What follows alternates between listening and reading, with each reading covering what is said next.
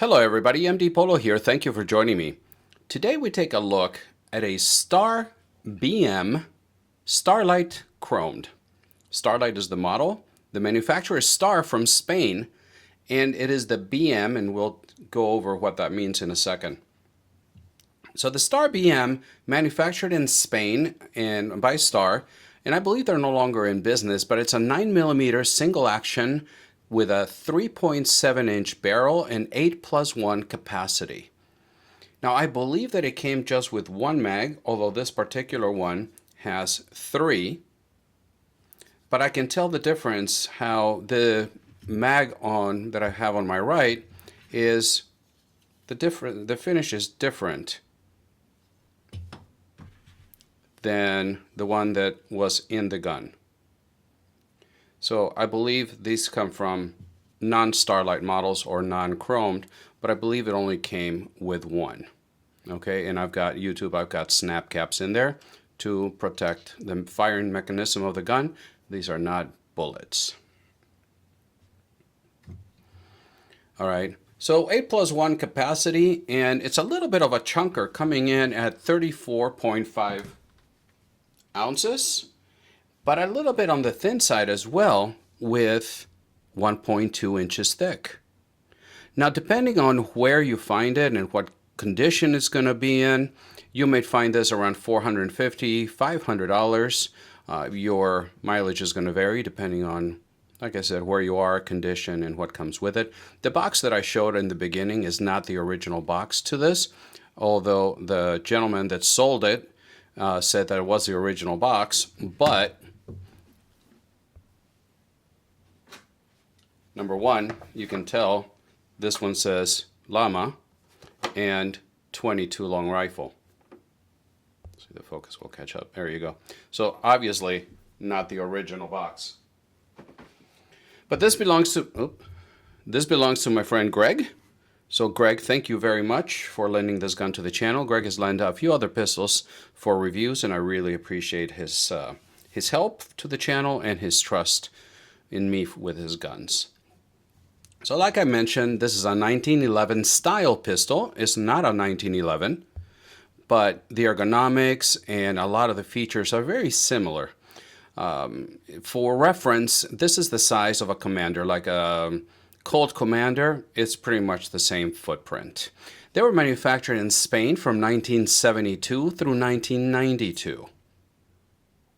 And a lot of people really like them. They're inexpensive now. They were inexpensive then as well.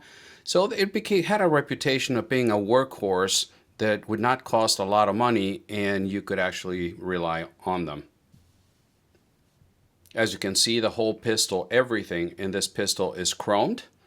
Although they were offered in 3 different finishes. It was either all blued, which by the way was a beautiful colored blued, or anodized or chrome. The one thing they do say that you have to be a bit careful with is dry firing, because there is a risk of breaking the firing pin. And since Star is no longer in business, my understanding, then it's going to could be an issue trying to find replacement parts. Now, starting at the top, you can see the slide. Of course, it's all steel and chromed. It says right here Star, and it says in Spain, Eibar, Spain, and 9mm caliber. It's got serrations in the back, none in the front.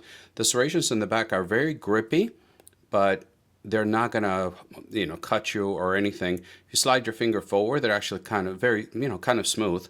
And if you slide them towards the back, as if you were racking the slide, they give you a lot more grip than the other way.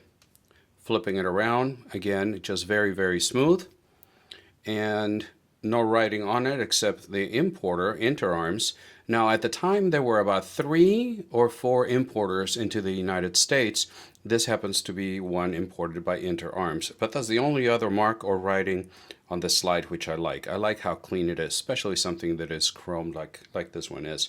You can see the very large extractor. It's a heavy-duty large extractor. And you can also see there is no thumb safety on the right-hand side of the gun. It would only be present on the left side.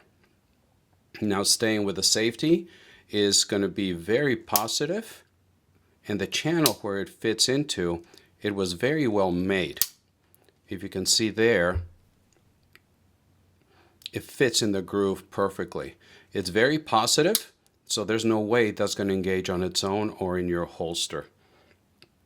The slide stop further up, it's a good size. It does give you, if you want, a ledge to put your thumb in, and although a lot of people recommend you don't do that, but it's got texture on it as well. So it seems to be very well made, attention to detail. The one thing we haven't spoken about yet is the sights. So taking a look at the sights, you can see that they're all chromed. So there's no contrast whatsoever. There's no 3-dot, nothing. It's just a chrome post at the front and chrome in the back.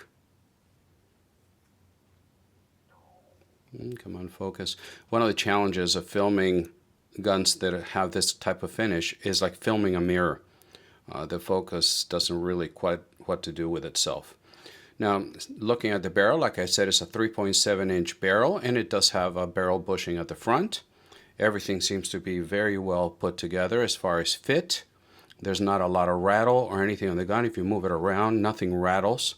So once again, good on them for that. The grips, well, let me back up a second. I did not shoot this gun. I normally open up with a range session. The owner of this gun, my friend Bob, Greg, he said that he doesn't shoot it. And he said, but if I wanted to, I could shoot it. Well, if the owner of the gun is not shooting it, I'm not going to do so either. So that's why you don't see a range review or range part. But just holding it, it seems like it would be very slippery because there's nothing giving you traction anywhere in this gun. The grips, my guess would be that they are, fake mother of pearl. I can't believe that at this price point, Star would have given you mother of pearl grips.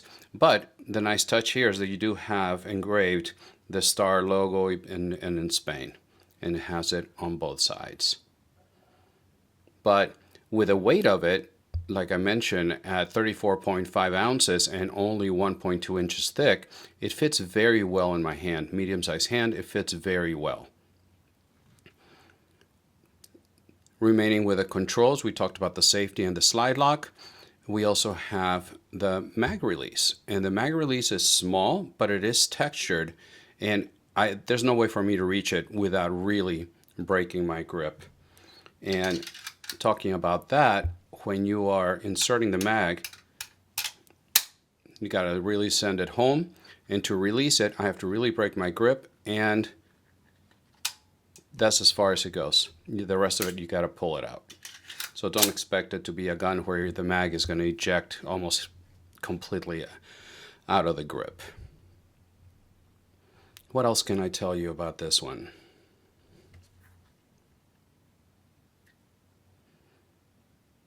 Just letting you walk around a little bit. The one thing is that without the mag, the gun will not fire. It won't go. Safety's off, it won't go. And there's a snap cap in there, so no worries. And then it goes. So talking about the trigger, you can see here, it's kind of like a half moon shaped trigger. Come on, focus. And it's hinged around there. It's not a straight pull like a 1911 would be.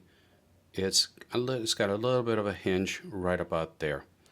And as far as the trigger itself, and there's no grip safety back here.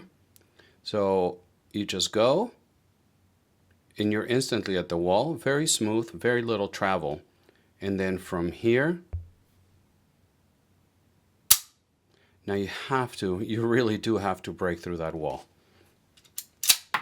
There goes the snap cap. And your reset is going to be right there. And you're instantly at the wall. And there you go. So it's not a bad trigger at all. It's smooth. It is positive tactile reset. The one thing is that it's coming in at 5 pounds. And I guess just being a little bit spoiled from the guns that are 1911s, you know, you can have 2-3 pound triggers. This one is every bit of 5 pounds, and that was on a 5-pull average through my gauge. So another nice touch that my friend Greg has with his gun is all being chromed. The ammo that he carries with it have chrome tips. So I thought that was kind of cool. He's got the full